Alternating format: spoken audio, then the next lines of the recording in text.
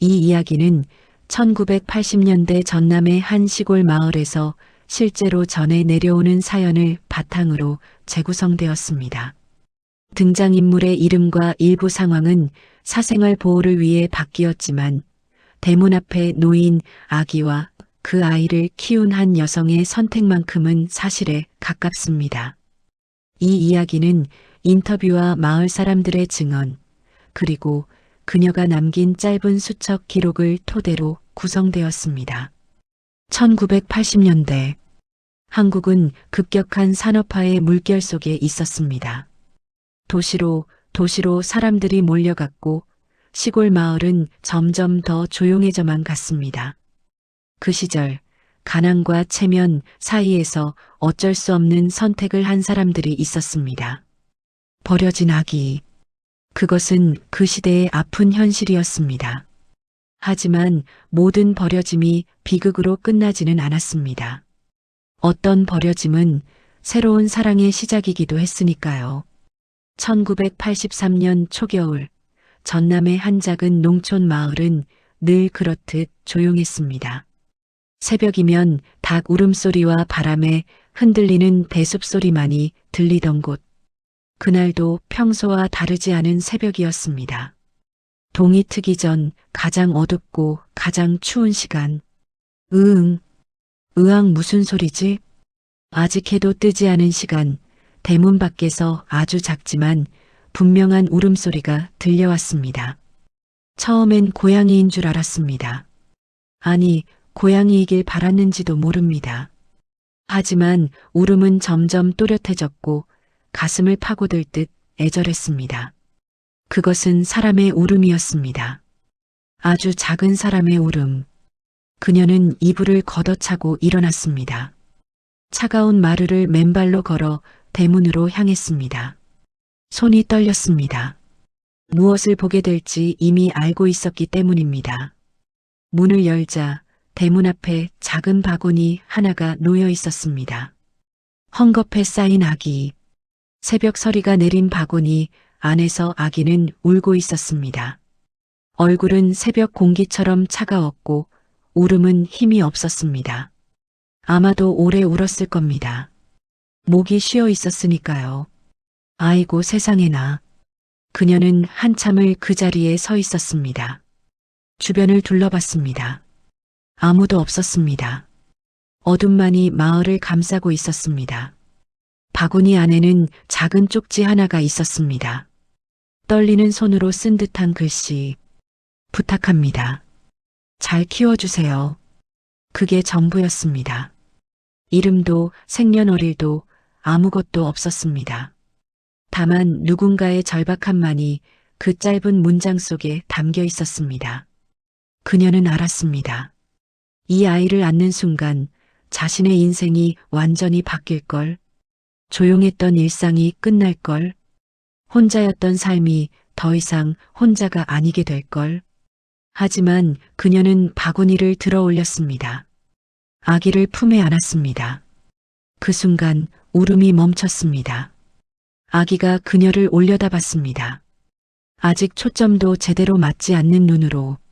그녀의 이름은 김분례 가명. 평생을 그 마을에서 살아온 사람이었습니다. 20살에 결혼했습니다.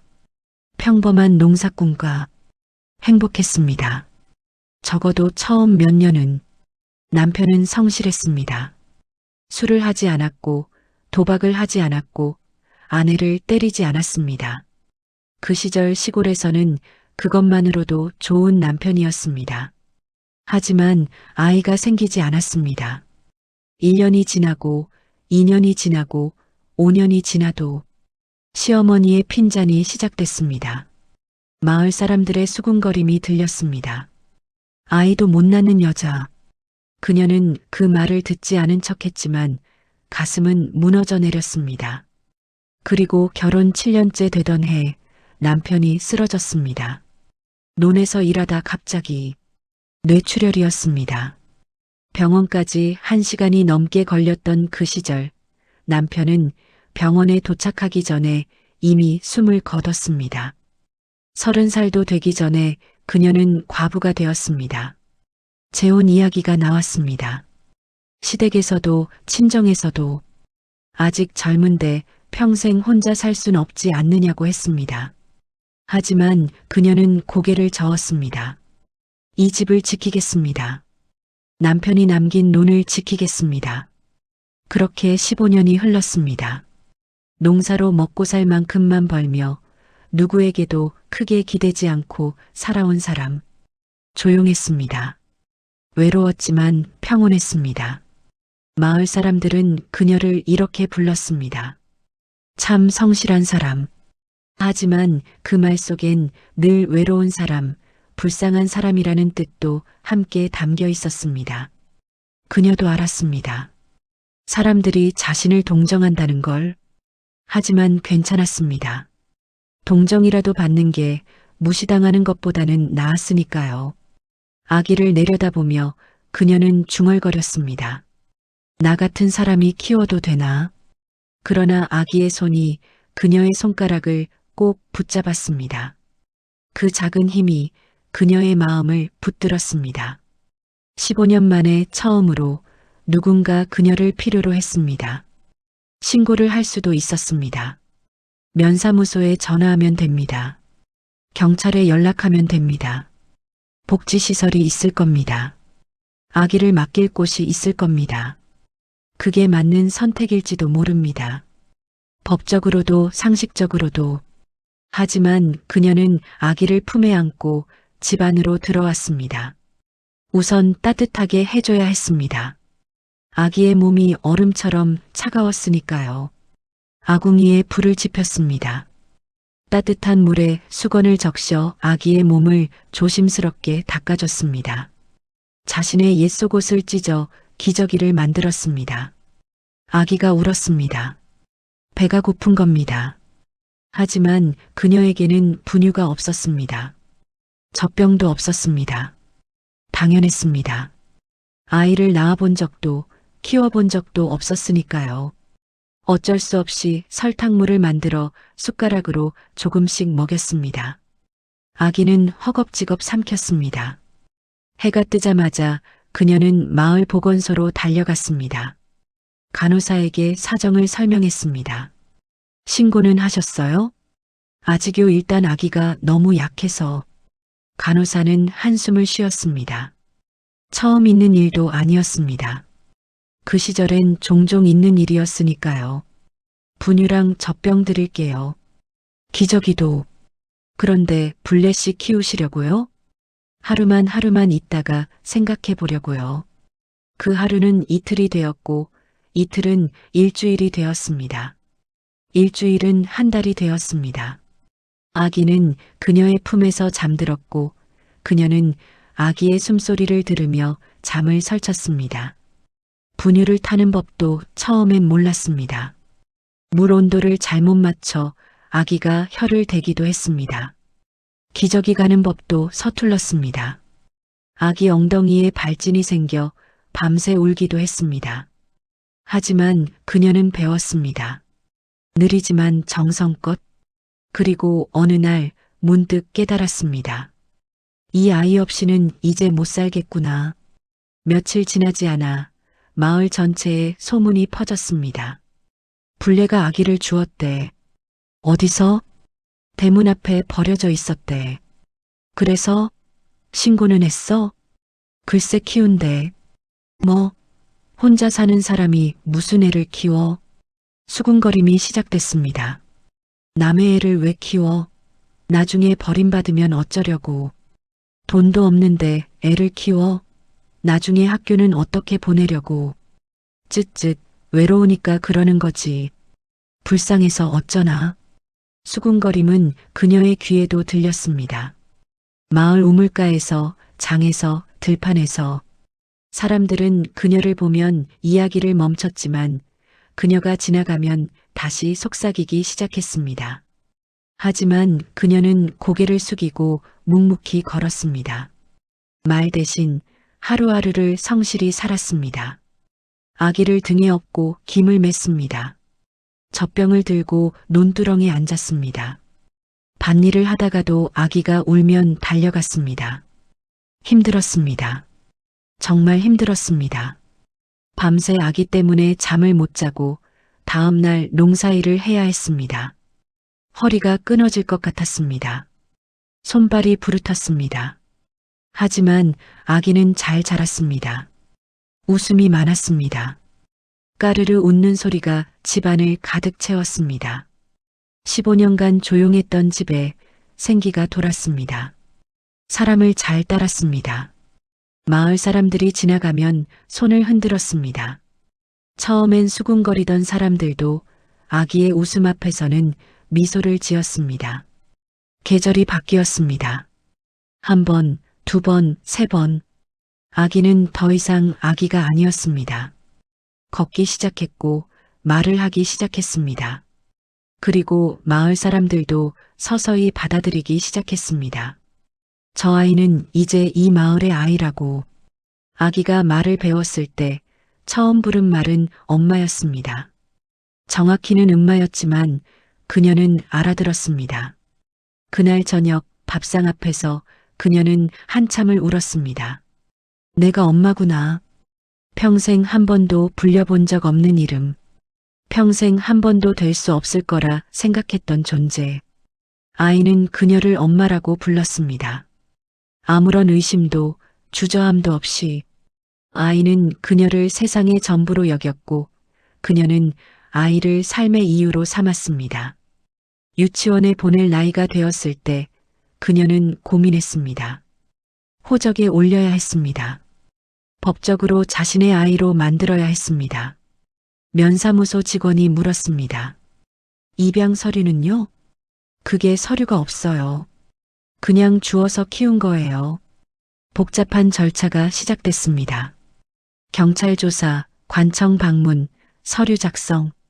하지만 그녀는 포기하지 않았습니다.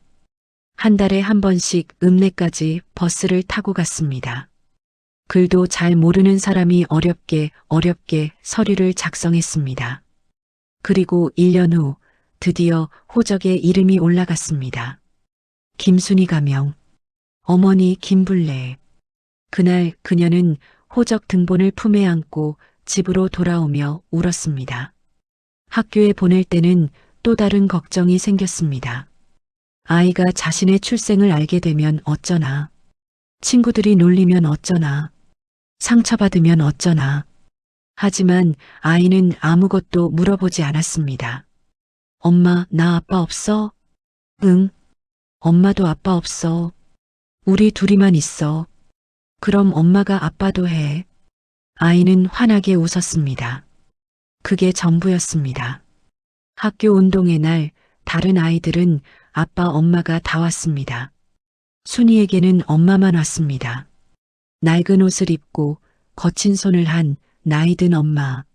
하지만 순이는 엄마 손을 꼭 잡고 자랑스럽게 말했습니다. 우리 엄마야. 그녀는 늘 말했습니다. 너는 내 아이다. 그걸로 됐다. 그리고 아이는 그 말을 의심한 적이 없었습니다.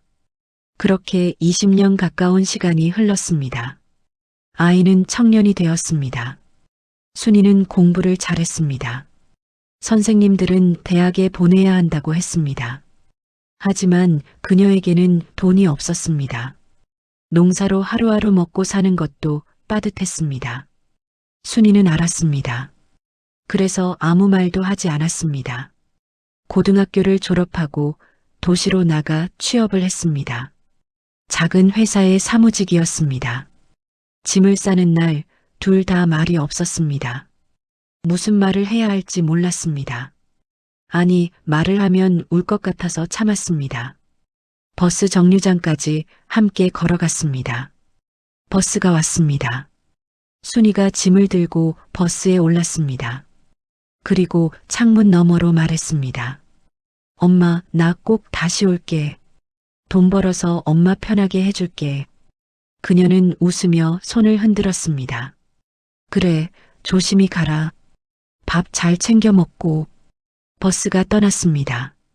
그녀는 버스가 보이지 않을 때까지 서 있었습니다. 그리고 돌아서서 혼자 울었습니다. 집으로 돌아오는 길이 너무 멀게 느껴졌습니다. 집은 다시 조용해졌습니다. 하지만 예전과는 달랐습니다. 예전의 조용함은 익숙함이었지만 지금의 조용함은 외로움이었습니다.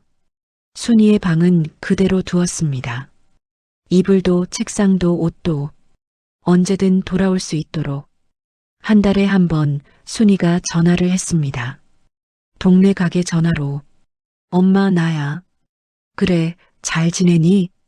응, 엄마는? 나도 잘 지낸다. 짧은 통화였지만 그녀는 그 통화를 기다리며 한 달을 버텼습니다. 명절이면 순이가 돌아왔습니다.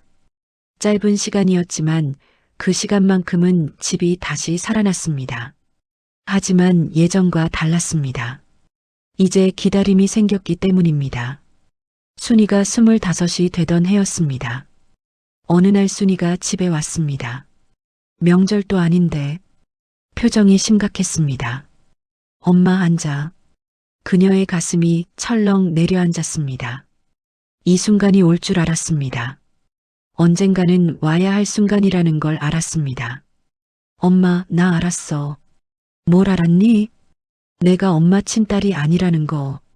엄마가 나를 주어서 키웠다는 거. 침묵이 흘렀습니다. 그녀는 고개를 숙였습니다. 손이 떨렸습니다. 미안하다 말했어야 했는데 언제 말해야 할지 몰라서. 순이가 엄마의 손을 잡았습니다. 엄마, 고마워. 응? 나 키워줘서 고마워. 사랑해줘서 고마워. 엄마가 아니었으면 난 어떻게 됐을까? 그녀는 울었습니다. 너는 화나지 않니? 뭐가? 엄마가 나한테 최선을 다했는데, 엄마 전부를 나한테 줬는데, 내가 왜 화를 내? 순이도 울었습니다. 엄마, 나는 엄마 딸이야. 피가 섞이지 않았어도 나는 엄마 딸이야. 그날 밤 둘은 처음으로 모든 이야기를 나눴습니다. 새벽에 대문 앞에서 발견된 일, 어떻게 키웠는지, 얼마나 힘들었는지, 얼마나 행복했는지.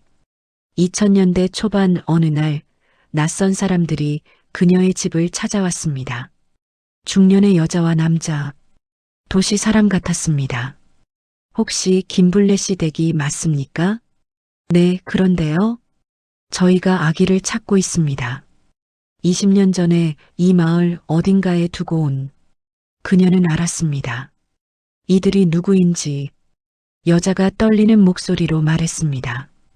당시에 저희가 너무 어렸습니다. 겨우 19이었어요. 아무것도 몰랐어요. 부모님이 반대하셔서 아기를 어쩔 수 없이. 여자는 울었습니다. 평생 후회하며 살았어요. 아이가 어떻게 됐는지 살아는 있는지. 그녀는 한참을 말없이 앉아 있었습니다. 이 사람들에게 순위를 돌려줘야 하나. 법적으로는 이 사람들이 친부모니까. 하지만 순이는 자신의 딸입니다. 20년을 키웠습니다. 피는 안 섞였어도 마음은 섞였습니다. 그 아이가 행복하다면 난 괜찮습니다. 그럼 만나게 해주실 수 있습니까? 아이한테 먼저 물어봐야 합니다. 아이가 원하면요. 그 말은 강했지만 그녀의 마음은 많이 흔들렸습니다. 그날 밤 그녀는 잠을 이루지 못했습니다. 몇 달 뒤 대문 앞에 차 한 대가 섰습니다. 그녀는 창문 너머로 내다봤습니다. 차에서 내린 사람은 순이었습니다. 순이는 대문을 열고 들어왔습니다. 그리고 말했습니다. 엄마. 그 한마디에 그녀의 세월이 모두 보상받는 듯 했습니다. 그 사람들 만나고 왔니? 응, 만나고 왔어. 그래서 어떻게 하기로 했니? 순이가 엄마를 꼭 안았습니다. 나를 키워준 사람은 엄마예요. 내 집은 여기예요. 그 사람들은 이해해 주셨어. 그리고 엄마한테 감사하다고 했어. 자기들이 못해준 걸 엄마가 해줬다고. 순이는 가방에서 봉투 하나를 꺼냈습니다. 이거 그 사람들이 주고 간 거야. 받으라고. 봉투 안에는 돈이 들어 있었습니다. 적지 않은 액수. 이건 못 받아. 엄마 받아. 그 사람들이 엄마한테 하고 싶었던 거야. 사과도 감사도 담긴 거야. 그녀는 봉투를 받았습니다. 하지만 열어보지 않았습니다. 그날 밤 순이는 말했습니다. 엄마, 나 이제 회사 그만두고 여기서 살까봐. 뭐? 왜? 엄마 이제 나이도 드셨잖아. 혼자 두기 싫어. 아니야. 넌 내 인생 살아야지. 내 인생은 엄마랑 사는 거야. 도시 생활도 이제 지겨워. 그렇게 순이는 다시 마을로 돌아왔습니다. 몇 년 후 순이가 결혼을 했습니다. 같은 마을에 사는 청년이었습니다. 어릴 때부터 순이를 좋아했던 사람. 결혼식 날 그녀는 한복을 입었습니다. 평생 처음 입어보는 고운 한복. 순이가 말했습니다. 엄마, 신랑 들어올 때 나랑 같이 걸어줘. 응? 그건 아빠가. 엄마가 아빠도 했잖아. 엄마가 해줘. 그날 그녀는 딸의 손을 잡고 버질로드를 걸었습니다. 하객들이 박수를 쳤습니다. 마을 사람들이 축하해줬습니다. 저 두 사람 정말 닮았어. 그러게. 피는 못 속인다니까. 사람들은 몰랐습니다. 둘 사이에 피 한 방울 섞이지 않았다는 걸. 하지만 닮았습니다. 걷는 모습도, 웃는 모습도, 말투도. 피가 아니라 시간이 그들을 닮게 만들었습니다. 그 후 손주가 태어났습니다. 순이 부부는 엄마 옆집에 작은 집을 지었습니다. 엄마, 애 봐줘. 손주를 안아주는 그녀의 얼굴엔 웃음이 가득했습니다. 한때는 혼자였던 사람, 이제는 가족이 있었습니다. 2020년대에 들어서면서 그녀는 더 이상 혼자가 아니게 되었습니다. 명절이면 아이와 손주들이 집을 가득 채웁니다. 손주가 물었습니다. 할머니, 할머니는 우리 엄마를 어떻게 낳았어? 순이가 웃으며 말했습니다. 할머니가 나를 배에서 낳은 건 아니야. 할머니가 나를 마음에서 낳았어. 무슨 뜻이야? 나중에 크면 알게 될 거야. 그녀는 대문을 쓸며 조용히 웃습니다. 이 대문함. 40년 전 그날 새벽 작은 바구니가 놓여있던 바로 그곳. 마을 사람들은 이제 말합니다. 참 복 많은 사람이지. 그러게. 좋은 일하면 복 받는다더니. 하지만 그녀는 압니다. 복을 받은 게 아니라 복을 만들었다는 걸. 아기를 안았을 때 누군가는 부담이라고 했습니다. 힘들 거라고 했습니다. 후회할 거라고 했습니다. 하지만 틀렸습니다. 아이는 부담이 아니라 선물이었습니다. 힘들었지만 행복했습니다. 후회한 적은 단 한 번도 없었습니다. 그날 새벽 울음소리를 외면하지 않았던 자신에게 고맙습니다. 문을 열었던 자신에게 고맙습니다. 아기를 안았던 자신에게 고맙습니다. 저녁이 되면 옆집에서 순이가 옵니다. 엄마, 밥 먹었어? 응, 먹었다. 거짓말. 냄비에 아무것도 없잖아. 우리 집 와서 먹어. 함께 밥을 먹습니다. 손주들이 떠들고 순이가 웃고 사위가 술을 따릅니다. 시끌벅적합니다. 하지만 행복합니다. 40년 전 조용했던 그 집은 이제 웃음소리로 가득합니다. 그녀의 낡은 수첩 마지막 장에는 이런 문장이 적혀 있었습니다. 그날 문을 안 열었으면 나는 지금까지 밥만 갈다 늙었을 것이다. 아이는 나를 살게 했다. 마을 이장은 이렇게 말합니다. 저 사람 인생은 드라마요. 근데 꾸민 게 아니라 그냥 그렇게 산 거지. 남들이 못할 일을 했어. 대단한 사람이야. 보건소 간호사도 이렇게 회상하고 있었습니다. 앞으로 더 좋은 이야기로 찾아오겠습니다. 좋아요. 구독 부탁드립니다. 감사합니다.